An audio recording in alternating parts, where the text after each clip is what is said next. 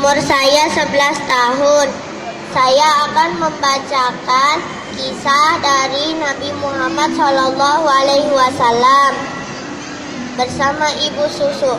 Dalam tradisi bangsa Arab ketika itu, bayi yang baru lahir diasuh oleh wanita-wanita pedalaman.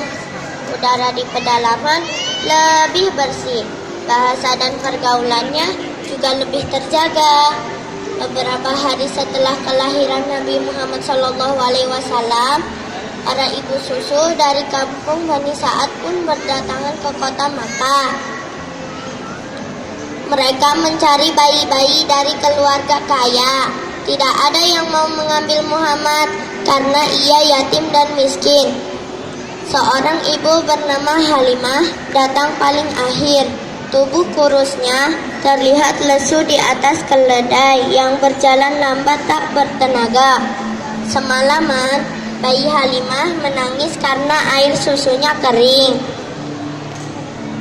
Unta betina tua yang dibawa olehnya dalam perjalanan jauh ini pun tidak bisa lagi diperah susunya. Payah, aku terlambat.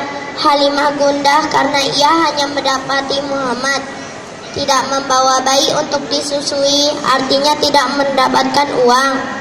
Tetapi membawanya pulang juga belum tentu menghasilkan uang. Mungkin ia malah akan menambah beban saja, pikirnya. Betapa tampannya anak ini melihat Muhammad. Halimah iba pada bayi yatim itu.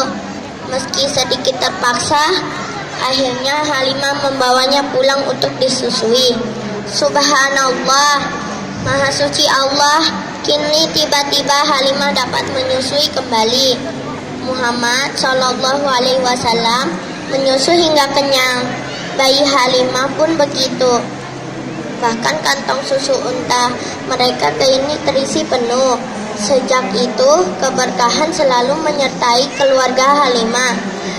Rezeki mereka begitu berlimpah selama masa pengasuhan Nabi Muhammad SAW.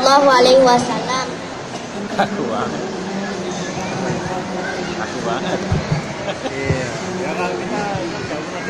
Bayi Muhammad tinggal di tengah-tengah Bani Sa'ad hingga genap berusia 2 tahun. Ketika akan dikembalikan kepada ibunya yang bernama Aminah, di kota Makkah sedang mewabah penyakit menular. Muhammad SAW kecil pun dibawa kembali ke desa dan tinggal bersama keluarga Halimah hingga berusia 5 tahun. Suatu ketika Muhammad SAW sedang bermain bersama teman-temannya. Tiba-tiba seorang laki-laki datang. Ia bukan berasal dari desa itu. Dipegangnya Muhammad lalu ditelentangkannya. Kemudian dibelahnya dada beliau. Segumpal darah dikeluarkan dari dalamnya. Lalu dicuci dengan air zam-zam. Kemudian dimasukkan kembali. Kemudian laki-laki itu pergi begitu saja. Semua teman bermain Nabi Muhammad SAW ketakutan.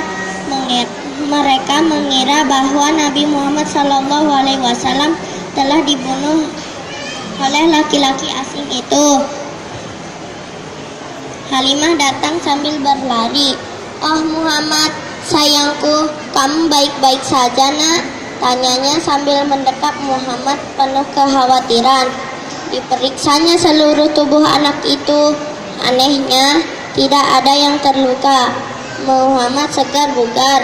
Wajah beliau makin berseri. Ternyata laki-laki itu adalah malaikat Jibril alaihi salam yang menjelma menjadi manusia. Ia datang untuk membersihkan hati Nabi kita Muhammad sallallahu alaihi wasallam. Demikianlah sebagaimana diterangkan dalam hadis riwayat Muslim dari Anas bin Malik radhiyallahu anhu. Demikianlah kisah yang saya bawakan kepada para penonton semua. Semoga bermanfaat bagi kita semua. Wassalamualaikum warahmatullahi wabarakatuh.